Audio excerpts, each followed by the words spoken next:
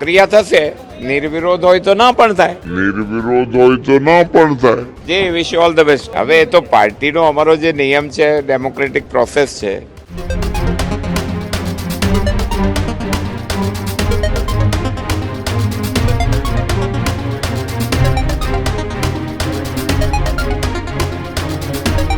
મહત્વપૂર્ણ સમાચાર સામે આવી રહ્યા છે કે એક બાદ એક નેતાઓ છે તે અત્યારે કમલમ ખાતે પહોંચી રહ્યા છે.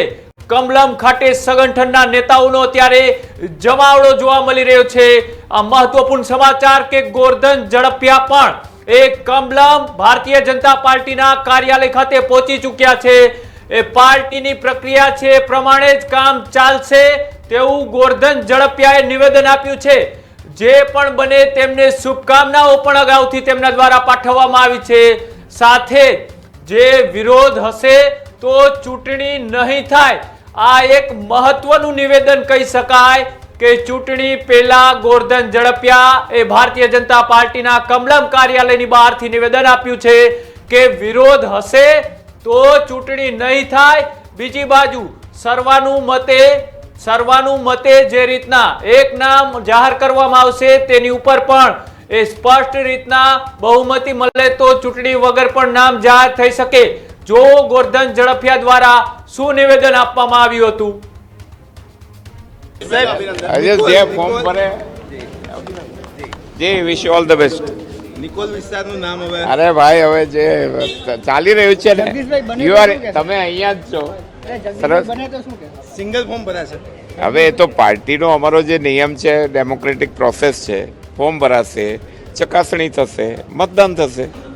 મતદાન થશે ખરી? એટલે પ્રક્રિયા થશે. નિર્વિરોધ હોય તો ના પણ થાય. Okay okay. ઓકે ઓકે આજે જે ફોર્મ ભરે જે વિશ ઓલ ધ બેસ્ટ. નિકોલ વિસ્તારનું નામ હવે અરે ભાઈ, હવે જે ચાલી રહ્યું છે ને, તમે અહીંયા જ છો. સરસ. સિંગલ ફોર્મ ભરાશે. હવે એ તો પાર્ટીનો અમારો જે નિયમ છે, ડેમોક્રેટિક પ્રોસેસ છે. ફોર્મ ભરાશે, ચકાસણી થશે, મતદાન થશે. મતદાન થશે ખરી? એટલે પ્રક્રિયા થશે. નિર્વિરોધ હોય તો ના પણ થાય. Okay okay. Okay okay